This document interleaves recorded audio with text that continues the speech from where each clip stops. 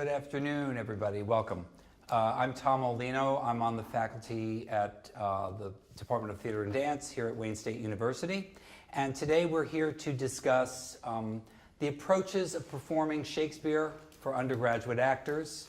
And we're concerned with the great play, King Lear.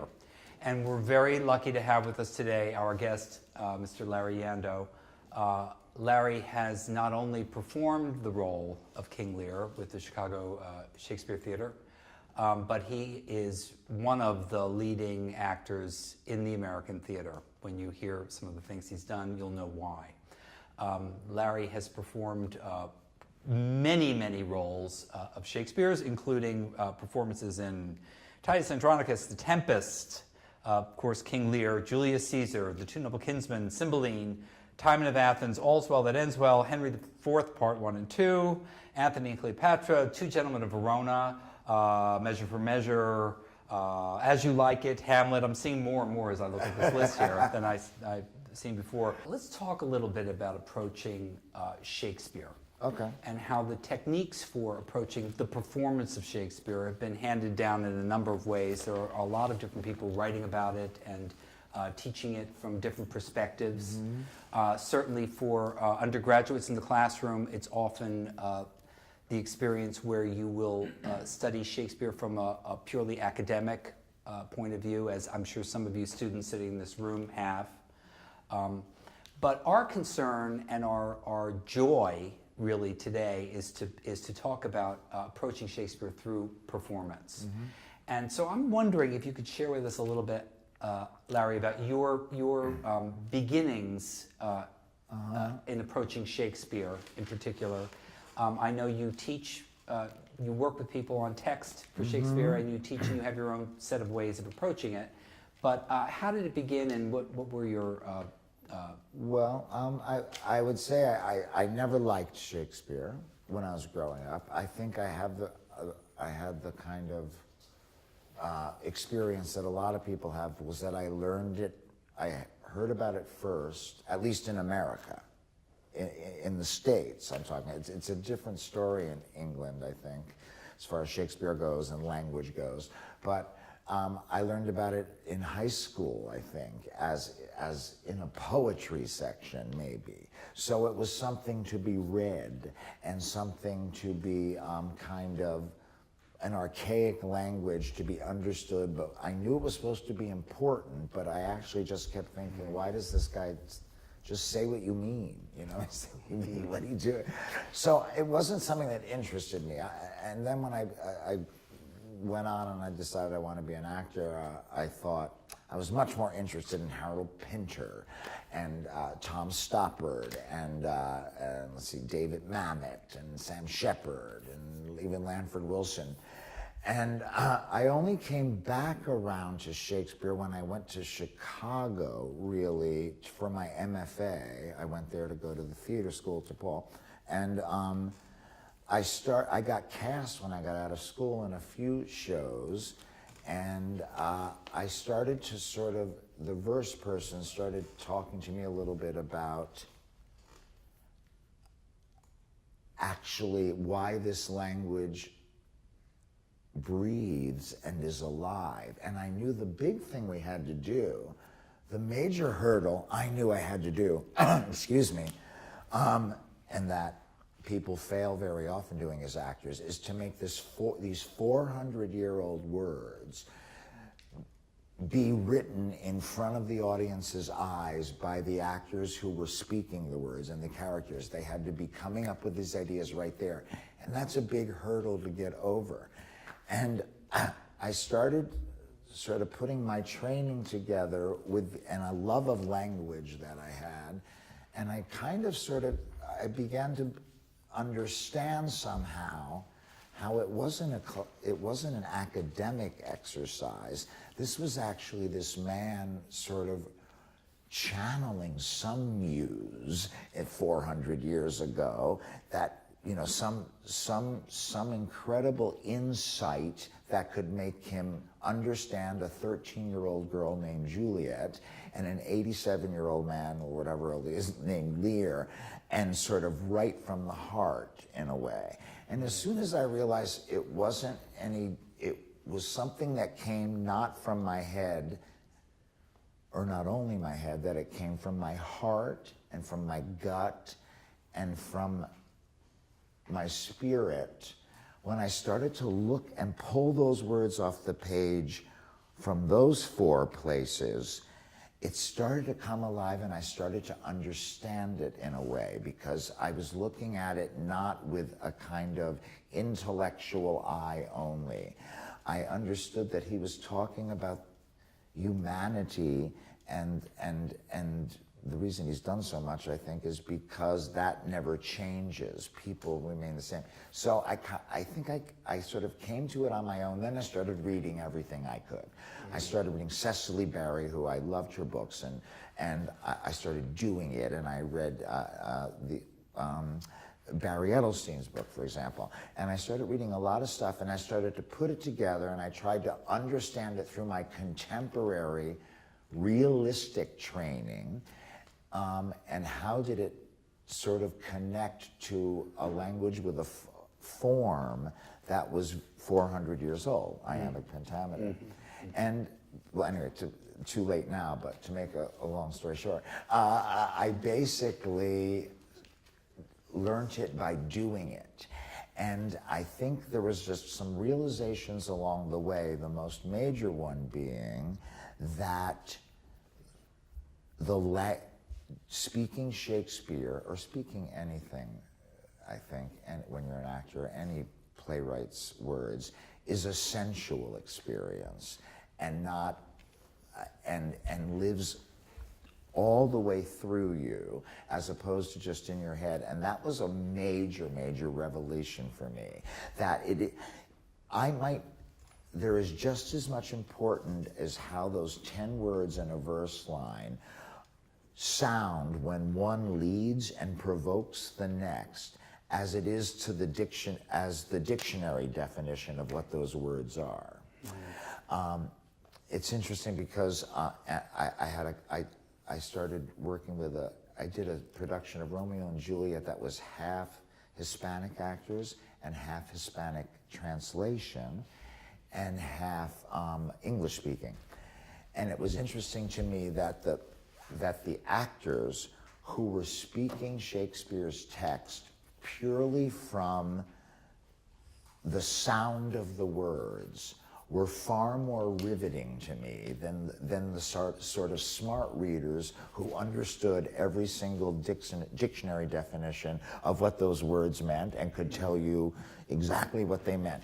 But the actors who were kind of didn't quite know what they were saying, but they were tasting and smelling and kind of the action of trying to understand what was being said as they were saying it was the most theatrical, riveting, honest moments that happened in that production. And I think the journey, all of Shakespeare's characters are always trying to figure out what they think and how they feel, right? And they only do it through speaking. Very different than our society now and how plays are written now, which is about what's not being said.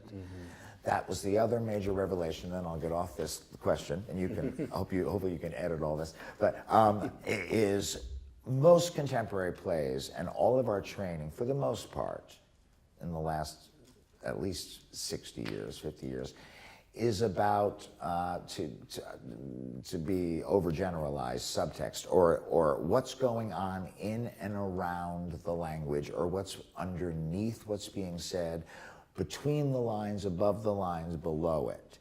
It's the exact opposite in Shakespeare, because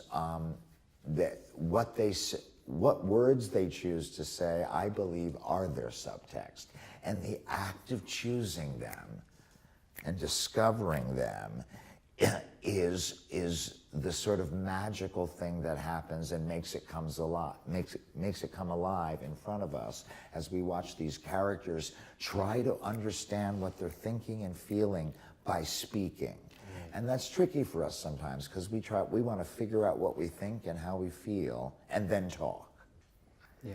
It's very hard to put those things together. Did I answer any question Yes, that you you did, asked? and that and more, and it's Okay. wonderful. So what we've talked about in terms of our module of learning for approaching performance of King Lear is the idea of working with, we're concerned mostly today with the text that's written in verse. Yes. Because it poses some extra problems that we want to tackle. That's the tricky If you thing can- for us. If you can speak Shakespeare's verse, you probably can do the prose sections as well.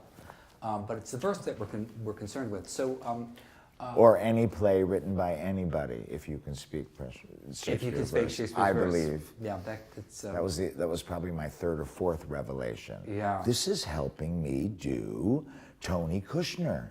You know, yeah. my sort of way I look yeah. at it. In hearing music, Yes. in what you're It's saying. a musical score. Yeah. Yeah. So we're concerned with that as you know, undergraduates. We approach the performance of this strange and wonderful text. How do we do it? So we scan the text. What was your introduction to scansion? Well, it's funny because I feel. Well, I'll tell you what my introduction was. I thought it was something I had to do to the text. I had to make these marks and give it this kind of. I had to write the score for the words that Shakespeare had written, in a way. I had to mark what it was. And when I realized there was this sort of heartbeat moving through it already that is already present, it's how Shakespeare put his language on paper, that was a kind of taking me out of, it wasn't my chore to sort of add that to the piece. It was my chore to kind of sense it and feel it and allow it to be there because it's the sort of spine that holds it all together.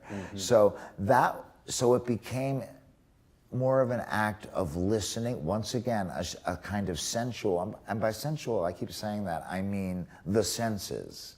I don't mean, you know, like the flowing scarves necessarily. I just, you know, I mean, it was about sensing the heartbeat that Shakespeare heard as he put these words and these people's thoughts and feelings on paper, as opposed to actively imprinting it with something of my own. It was more of a receiving thing or something and understanding it. I mean, you know, it's hip hop. I mean, it's exactly the same thing. That's why I use contemporary music like that in my class a lot. It's the poetic outcry of the masses and humanity with this kind of structure that makes it land with power and dignity and beauty, and also makes us remember it, like a good nursery rhyme did. You know what I mean? Rhyme. And so I think it was that, I don't know, basically. There was a section of your development as an actor of Shakespeare where you would be scanning on paper. Yes. Yes. You probably don't do that quite as much anymore. I instinctively kind of, I think I always do it, but I kind of do it, it's now become part of how I read it on the page.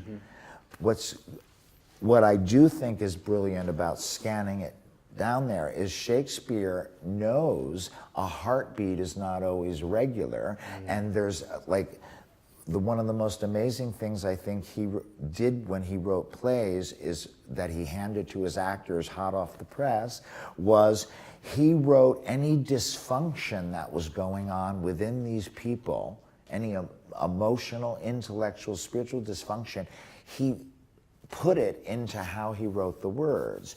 And one of the major ways he did that was tripping up that regular ba-dum, ba-dum, ba-dum, ba-dum, ba-dum.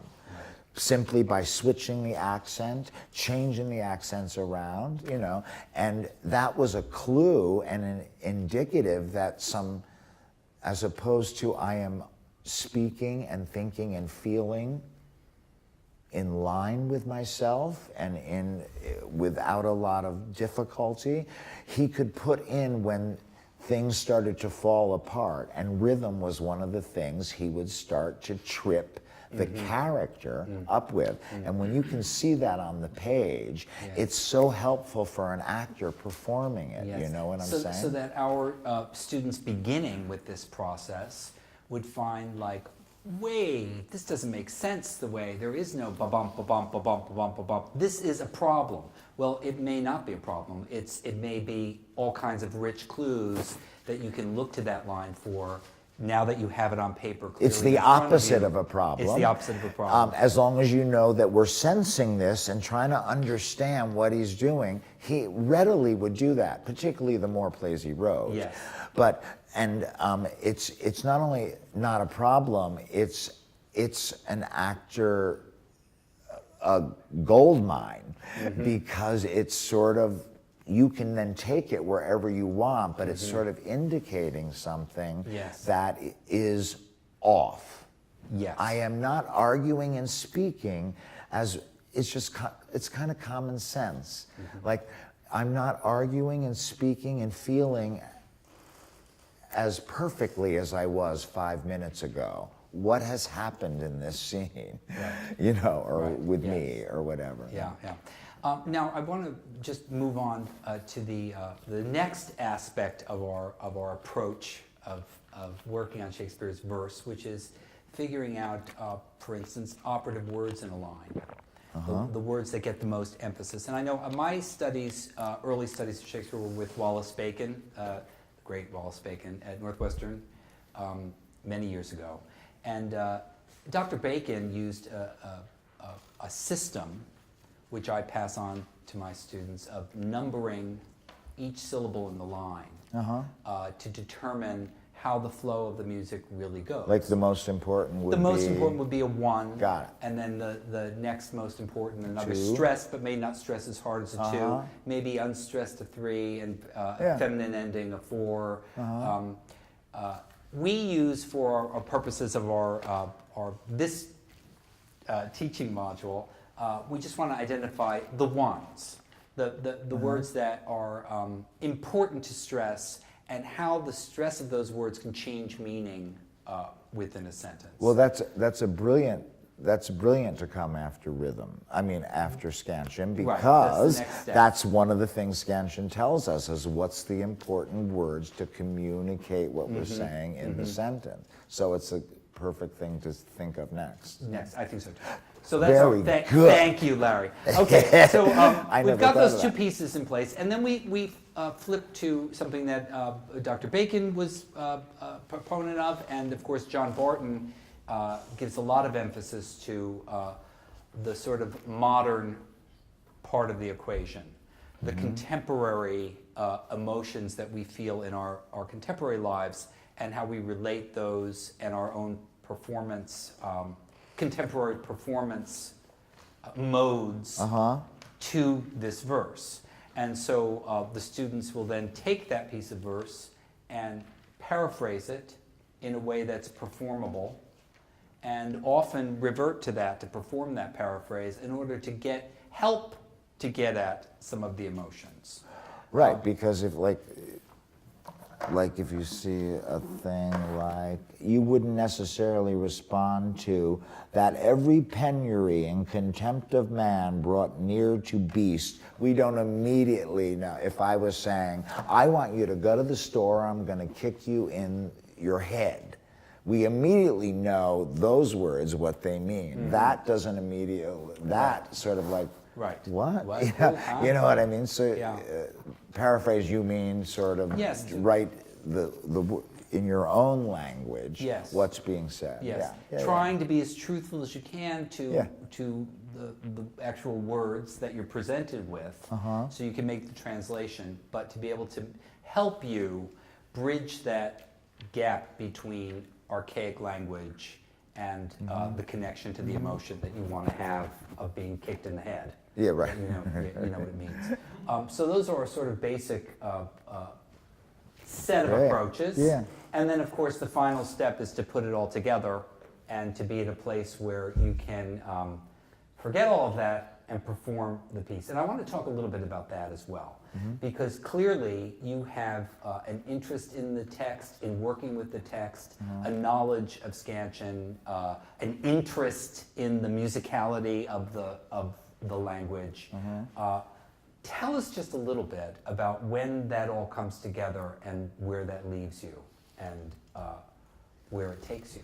How much do you forget it? How much do you remember it? How much is it there? Yeah, I do know that no one wants to see anyone doing their homework on the stage ever.